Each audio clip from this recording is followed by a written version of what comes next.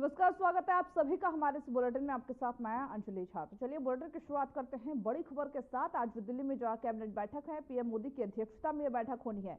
दिल्ली में मंत्रिमंडल की अहम बैठक होनी है। पीएम मोदी के साथ कैबिनेट मीटिंग होगी और साथ ही साथ तमाम मुद्दों पर इस दौरान चर्चा किया जाएगा। बड़ी खबर आपको बता दें, दिल्ली में आज जो कैबिनेट बैठक होगी, पीएम मोदी की अध्यक्षता में इसे बड़ी बैठक के तौर पर देखा जा रहा है। जो अभी मौजूदा जो हालात है देश के, उसको लेकर के हो सकता है इस पर बातचीत किया जाए। सुरक्षा के मद्देनजर तमाम ऐसी प्लानिंग है जो बनाई जाए और साथ ही साथ क्योंकि बीते दिनों पाकिस्तान ने जिस तरीके से काराना हरकत किया, भारतीय सेना ने उसका जवाब दिया, उस पर भी तमाम चर्चा हो सकता है। तो दिल्ली में मंत्रिमंडल की यह बैठक पीएम मोदी की अध्यक्षता में किया जाएगा।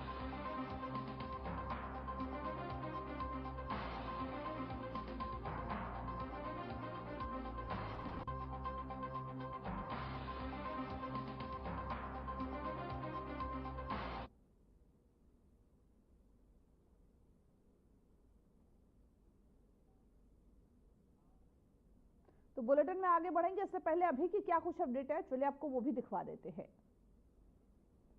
तो पीएम नरेंद्र मोदी की अध्यक्षता में आज दिल्ली में मंत्रिमंडल की बैठक होने वाली है, कैबिनेट मीटिंग होने वाली है, जिसमें तमाम मुद्दों पर चर्चा होगी। विदेश मंत्री जयशंकर की सुरक्षा बढ़ाई गई है। एमएचए ने सुरक्षा में बुलेट प्रूफ व्हीकल्स को शामिल किया है। तो वही साथ ही तीसरी अपडेट यह है कि पाकिस्तान ने भारतीय अधिकारी को घोषित किया अवांछित व्यक्ति, 24 घंटे में देश छोड़ने का आदेश दिया है।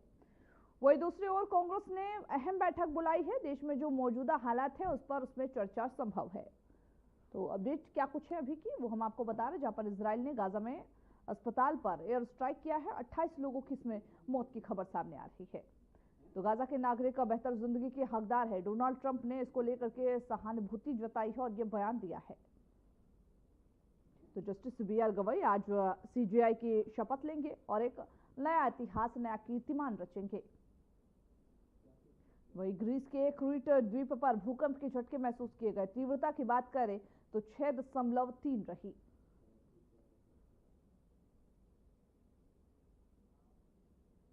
तो चलिए अब बढ़ते हैं खबरों की ओर, जहां भाजपा ऑपरेशन सिंदूर की सफलता का जश्न तिरंगा यात्रा निकाल कर मना रही है।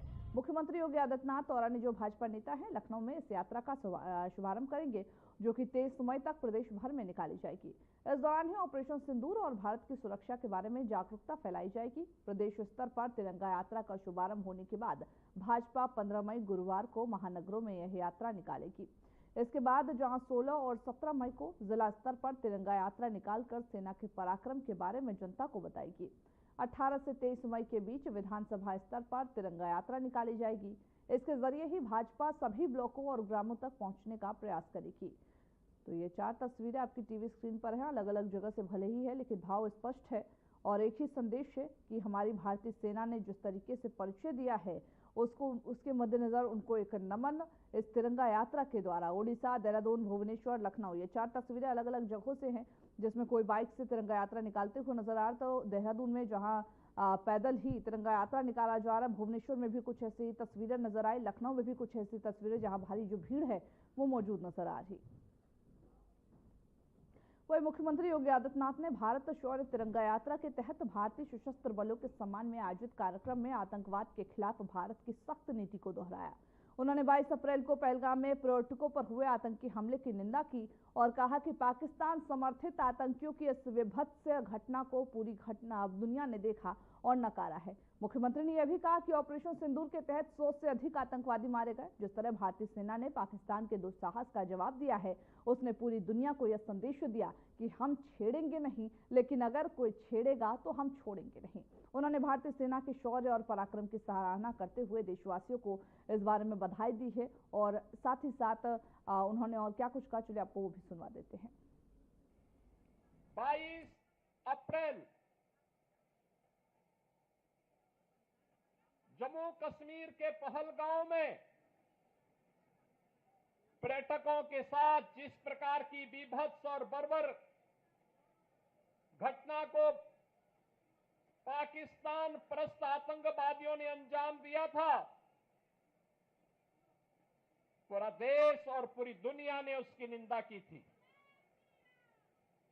आतंकवाद का पोषक पाकिस्तान और उसके आका इस पूरी घटना में मौन बने रहे। स्वाभाविक रूप से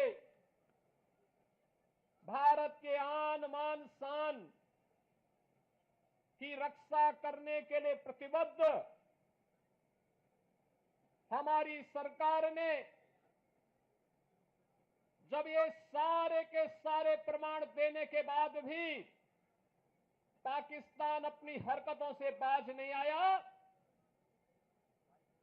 तो अंततः ऑपरेशन सिंदूर का एक अभियान चलाया गया और आपने देखा होगा कि पहले दिन ही 100 से अधिक आतंकियों को और उनके परिवार से जुड़े हुए उन लोगों को जो प्रत्यक्ष रूप से इस पूरे आतंकी घटनाक्रम पर आतंकवाद के विष बेल को पालने पोषने में योगदान दे रहे थे, उनको जिस तरीके से उनके बीभत्स कृत्य की सजा दी गई, ये पूरे देश ने भी और पूरी दुनिया ने देखा है। और भारत की सेना के बहादुर जवानों के पराक्रम और शौर्य का लोहा।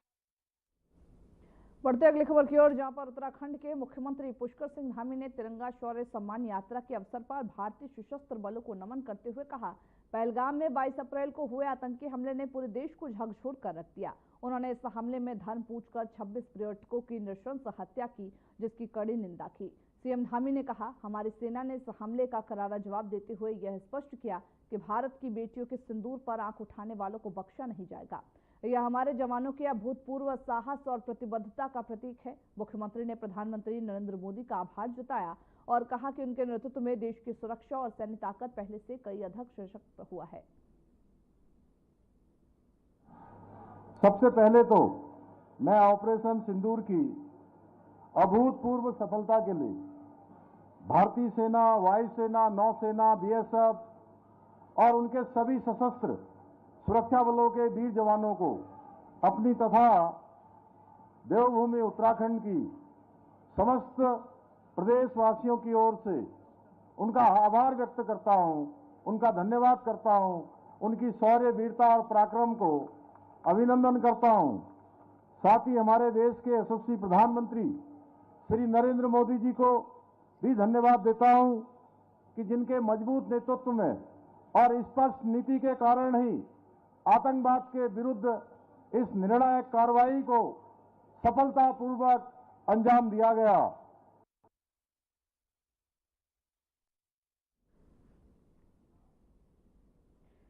वो इसी बीच बड़ी खबर की ओर रुख करते, जहां पर कांग्रेस की अहम बैठक है। आज मौजूदा हालातों पर कांग्रेस से चर्चा करेगी। देश के हालात पर कांग्रेस चिंतित है। कांग्रेस की रणनीतिक बैठक होगी आज।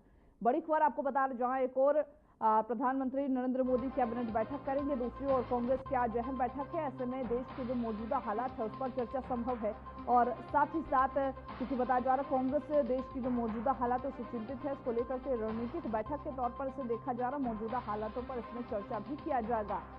तो कांग्रेस की अहम बैठक है आज और इसी के मद्देनजर जो देश की मौजूदा हालात है उस पर चर्चा संभव है।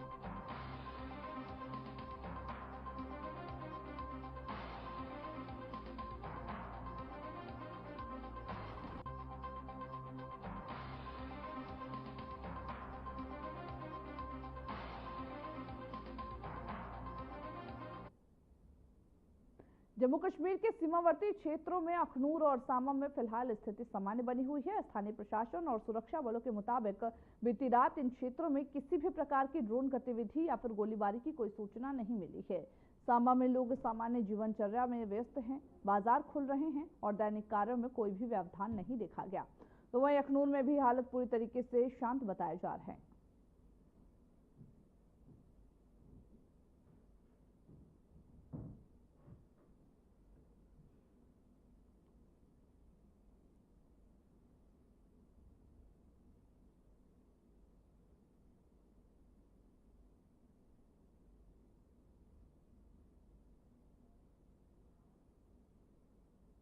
वहीं मुख्यमंत्री पुष्कर सिंह धामी ने मंगलवार को भारतीय सेना की सराहना करते हुए कहा कि प्रधानमंत्री नरेंद्र मोदी के नेतृत्व में देश की सेना ने ऑपरेशन सिंदूर के तहत आतंकवाद को करारा जवाब दिया।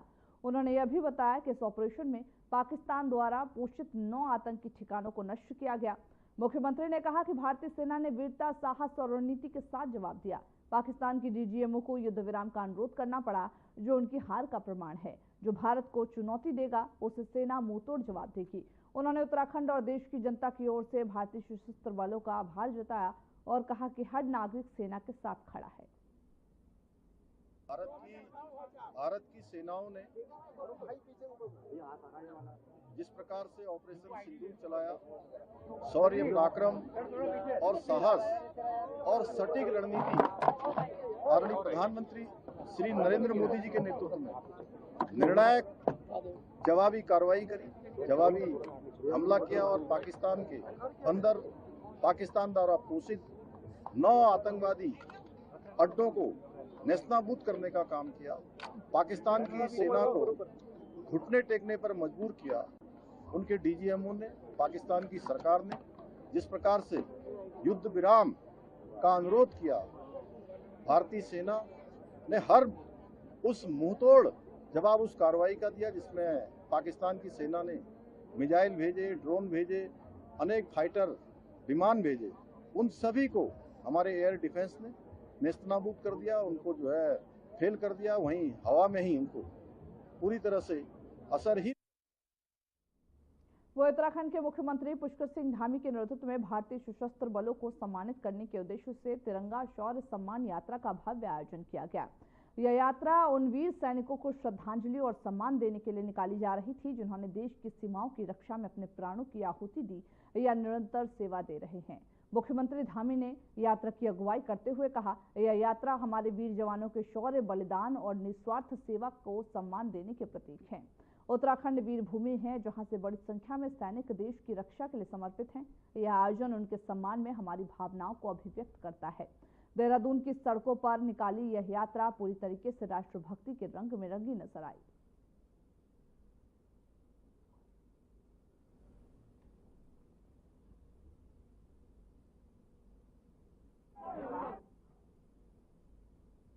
वही मुख्यमंत्री मोहन यादव ने जबलपुर में एक नए अपोलो अस्पताल का निरीक्षण किया और इसे चिकित्सा क्षेत्र के लिए बहुत बड़ी उपलब्धि करार दिया। उन्होंने कहा कि कोविड-19 हमारे जो महामारी था, उसके दौरान ही जो स्वास्थ्य संबंधी चुनौतियां सामने आई, उन्हें ध्यान में रखते हुए यह आधुनिक अस्पताल प्रदेश के लिए एक महत्वपूर्ण कदम है। मुख्यमंत्री ने यह भी बताया कि इस अस्पताल में हृदय रोग, MRIT, CT स्कैन सहित जो तमाम आधुनिक चिकित्सा सुविधाएं हैं वो उपलब्ध है। उन्होंने कहा कि जबलपुर केवल हमारे कौशल का हिस्सा नहीं, बल्कि प्रदेश का एक प्रमुख केंद्र है। जबलपुर में आज चिकित्सा क्षेत्र के लिए एक बहुत बड़ी उपलब्धि है। अपोलो जबलपुर का आज ये नया हॉस्पिटल का लोकार्पण। हम सब जानते हैं कि चिकित्सा के क्षेत्र में कोविड के समय जो कष्ट आए थे, जो परेशानी आई थी, वो किसी को छिपी नहीं है। और जबलपुर ये पूरे महाकौशल का नहीं, हमारे पूरे दिन के बुंदेलखंड से लगा करके कई अर्थों में पूरे प्रदेश का भी केंद्र है। ऐसे में सभी प्रकार की सुविधाओं के साथ ही हॉस्पिटल में एक तरफ हार्ट से संबंधित कैथलेट भी यहाँ पे। वही हरियाणा के मुख्यमंत्री नायब सिंह सैनी ने हरियाणा बोर्ड की 12वीं की जो कक्षा की परीक्षा में उत्कृष्ट प्रदर्शन करने वाले छात्रों को वीडियो कॉल के माध्यम से बधाई दी। कैथल के अपर्णदीप सिंह, जिन्होंने परीक्षा में टॉप किया, उनको मुख्यमंत्री ने व्यक्तिगत रूप से शुभकामनाएं दी। इसके साथ ही उन्होंने जींद की सरोज और भिवानी के नमन से भी बातचीत की, उनकी मेहनत की सराहना की। मुख्यमंत्री ने कहा कि ये छात्र पूरे राज्य के लिए प्रेरणा है और राज्य सरकार शिक्षा को और मजबूत करने के लिए लगातार प्रयासरत है।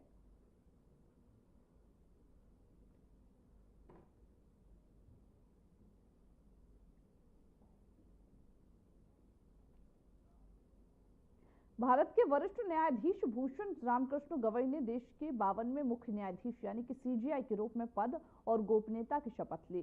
शपथ ग्रहण समारोह का आयोजन राष्ट्रपति भवन में किया गया, जहां राष्ट्रपति द्रौपदी मुर्मू ने उन्हें पद की शपथ दिलाई। समारोह में प्रधानमंत्री नरेंद्र मोदी, उपराष्ट्रपति जगदीप धनखड़, पूर्व राष्ट्रपति रामनाथ कोविंद, सुप्रीम कोर्ट के न्यायाधीशगण, वरिष्ठ वकील और अन्य जो गणमान्य थे वो व्यक्ति मौजूद रहे। शपथ के बाद न्यायमूर्ति गवई ने सभी प्रमुख जो हस्तियां थी उनका अभिवादन किया और न्यायपालिका की गरिमा को बनाए रखने की प्रतिबद्धता दोहराई है।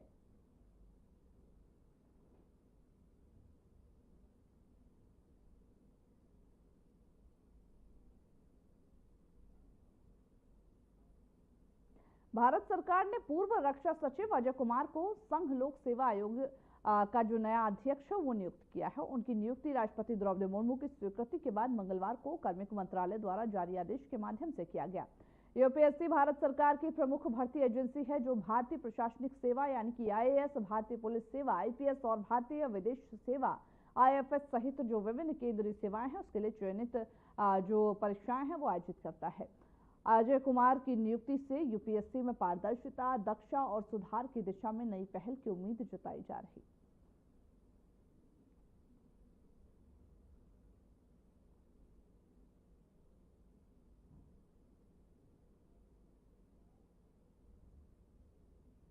वही सवाई मानसिंह स्टेडियम को बम से उड़ाने की धमकी मिलने के बाद सुरक्षा एजेंसियों में हड़कंप मच गया। राजस्थान खेल परिषद के अध्यक्ष नीरज के पवन ने बताया है कि यह ईमेल किसी सिरफिरे व्यक्ति के प्रतीत होती है और इसकी गंभीरता संदिग्ध है। उन्होंने यह भी कहा पहले भी ऐसे 2 मामले सामने आ चुके हैं। इस बार ईमेल में मोबाइल नंबर भी शामिल है जिन्हें जांच के लिए पुलिस को सौंप दिया गया। फिलहाल पुलिस मामले की छानबीन कर रही है और स्टेडियम परिसर की जो सुरक्षा है वो बढ़ा दी गई है। देखिए आज फिर लेकिन आज जो मेल आई है वो किसी सरफिरे व्यक्ति की लग रही है। उसमें काफ़ी सारी बातें भी ऐसी लिखी हैं जो कि इससे बिल्कुल भी संबंधित नहीं है। फिर भी चूंकि ऑलरेडी 2 मुकदमे दर्ज हो चुके हैं, आपको ध्यान है, तो चूंकि इस बार मोबाइल नंबर भी दिए गए हैं उसमें, तो पुलिस को भेज दिया है फर्दर एक्शन के लिए। पर लेकिन हमें लगता नहीं कि इसमें कोई गंभीरता होगी, क्योंकि आपने अगर मेल देखा हो तो वो बिल्कुल ऐसा लगता है किसी पागल व्यक्ति द्वारा भेजा गया है। लेकिन चूंकि मोबाइल नंबर है और इसीलिए उसमें ऑलरेडी 2 मुकदमे दर्ज हैं, तो उसमें जांच के लिए पुलिस को भेज दिया है। महाकालेश्वर मंदिर में ड्यूटी पर तैनात कर्मचारियों को आपदा प्रबंधन को लेकर विशेष प्रशिक्षण दिया जा रहा है। प्रशिक्षण का उद्देश्य आपातकालीन स्थितियों में त्वरित और प्रभावी प्रतिक्रिया सुनिश्चित करना है। इस प्रशिक्षण में अग्निशमन, भीड़ नियंत्रण, प्राथमिक उपचार और आपात निकासी जैसे महत्वपूर्ण पहलुओं को ध्यान में रखा गया। वही मंदिर प्रशासन ने यह भी बताया है कि श्रद्धालुओं की सुरक्षा सर्वोच्च प्राथमिकता है और यह प्रशिक्षण उसी दिशा में एक बड़ा और महत्वपूर्ण कदम बताया जा रहा।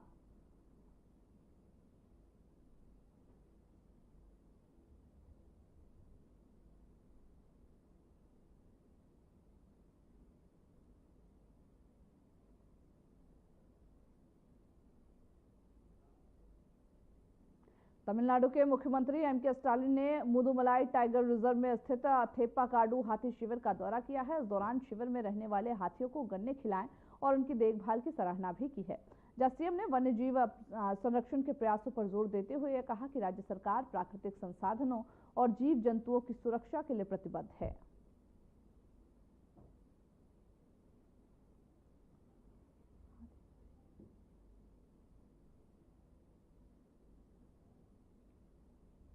हज यात्रा 2025 के तहत जम्मू कश्मीर से हज यात्रियों का दूसरा जत्था हज हाउस श्रीनगर से श्रीनगर अंतर्राष्ट्रीय हवाई अड्डे के लिए रवाना हुआ।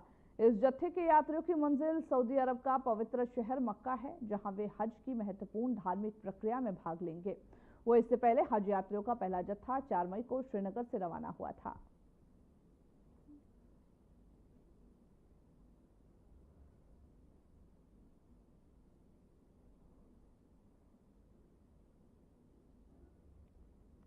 पीएम मोदी की राष्ट्र के नाम संबोधन की 2 लाइन पर गौर कीजिएगा। आतंक पर प्रहार अब न्यू नॉर्मल है और दूसरी कोई भी न्यूक्लियर ब्लैकमेल भारत नहीं सहेगा। जी हाँ, ये नए भारत की नई युद्ध नीति है। यह दुनिया को संदेश है कि हमें शांति से जीने दीजिए, नहीं तो तारीख और वक्त हम तय करेंगे।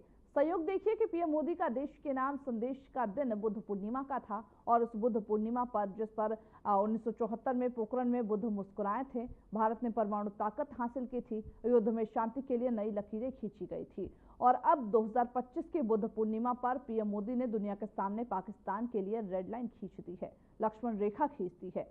पीएम मोदी ने ये भाषण जिसमें संदेश दिया गया सिर्फ आतंकियों, उनके आकाओं और पाकिस्तान के लिए ही नहीं बल्कि दुनिया को भी भारत की तरफ से साफ ऐलान था, जो भारतीय जवानों के शौर्य का श्रेय लूटने की जगत में लगे जो अमेरिका के लिए था कि जख्म हमें मिला है तो इलाज हम ही करेंगे, हमें अमेरिका या फिर किसी दूसरे मुल्क के डॉक्टर नहीं चाहिए। आदमपुर से पीएम मोदी के हुंकार और पाकिस्तानी प्रोपेगेंडा के सॉलिड सबूतों पर देखिए इस रिपोर्ट को।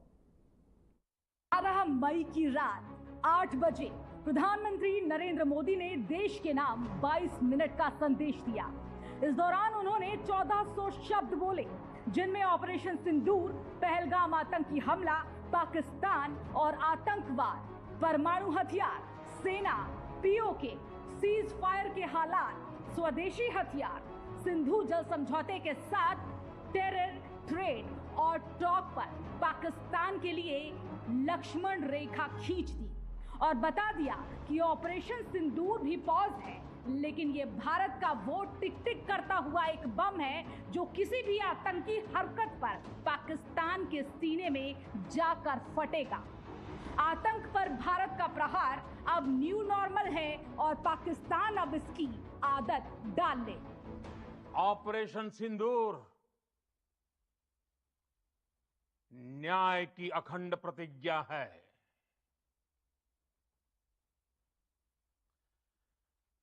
6 मई की देर रात, 7 मई की सुबह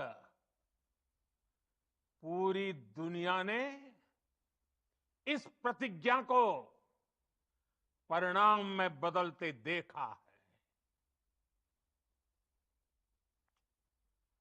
भारत की सेनाओं ने पाकिस्तान में आतंक के ठिकानों पर, उनके ट्रेनिंग सेंटर्स पर सीमा पर वार की थी, लेकिन भारत ने पाकिस्तान के सीने पर वार कर दिया। भारत के ड्रोन्स, भारत की मिसाइलों ने सटीकता के साथ हमला किया। पाकिस्तानी वायुसेना के उन एयरबेस को नुकसान पहुंचाया, जिस पर पाकिस्तान को बहुत घमंड था। भारत ने पहले 3 दिनों में ही पाकिस्तानी सेना ने हमारे डीजीएमओ को संपर्क किया, तब तक हम आतंकवाद के इंफ्रास्ट्रक्चर को बड़े पैमाने पर तबाह कर चुके थे। पाकिस्तान की तरफ से सुबह सुबह आदमपुर एयरबेस पर पहुंचना पाकिस्तान को मैसेज है। ऑपरेशन सिंदूर के बाद आदमपुर में जवानों का जोश और उनकी हौसला अफजाई करते पीएम मोदी की यह तस्वीर अब पाकिस्तान को मिसाइल से भी ज्यादा चुभ रही होगी। दरअसल पाकिस्तान ने फर्जी दावा किया था कि उसने भारत के सैन्य ठिकानों को नुकसान पहुंचाया। इसे लेकर विदेश सचिव विक्रम मिस्री ने प्रेस कॉन्फ्रेंस में साफ कहा था कि सिरसा और आदमपुर एयरबेस को नुकसान पहुंचाने के पाकिस्तानी दावे पूरी तरह से गलत थे। प्रेस ब्रीफिंग के दौरान इन एयरबेस की तस्वीरें भी दिखाई गई थी, जिनमें दिखाया गया कि वहां सब कुछ सामान्य है, नॉर्मल है। ऐसे में पीएम मोदी के आदमपुर दौरे ने पाकिस्तान के झूठ की पोल पूरी दुनिया के सामने खोलकर रख दी है। यही नहीं, भारत दुनिया को भी साफ साफ कह चुका है कि भारत कोई भी न्यूक्लियर ब्लैकमेलिंग नहीं सहेगा। न्यूक्लियर ब्लैकमेल की आड़ में पनप रहे आतंकी ठिकानों पर भारत सटीक प्रहार करेगा। ये दुनिया के लिए क्लियर मैसेज है, अमेरिका के लिए भी, जो अपने ट्वीट में पाकिस्तान के भी परमाणु संपन्न मुल्क होने की बात कह रहा था। और ऐसे में भारत सरकार का संदेश भारतीय जवानों के शौर्य का श्रेय लूटने की जुगत में लगे अमेरिका के लिए भी था कि जख्म हमें मिला है तो इलाज भी हम ही करेंगे। हमें अमेरिकी या दूसरे किसी मुल्क का डॉक्टर नहीं चाहिए। जी हाँ, भारत का ये नया वॉर डॉक्ट्रिन है और दुनिया के लिए hardcore message clear and cut है कि पाकिस्तान में आतंकी सरपरस्त सरकार और आतंक के आकाओं को अलग अलग करके नहीं देखा जाएगा। यानी 2001 से लेकर पहलगाम अटैक तक के सारे जख्म के बाद पिक्चर नो मोर पर खत्म हुई है और अब सेना के साथ पीएम मोदी के भाषण का निचोड़ भी वही नो मोर है। Bureau report, RNG। तो जुड़े खबरों के हमारे इस बुलेटिन में बस इतना ही। मुझे दीजिए इजाजत। नमस्कार।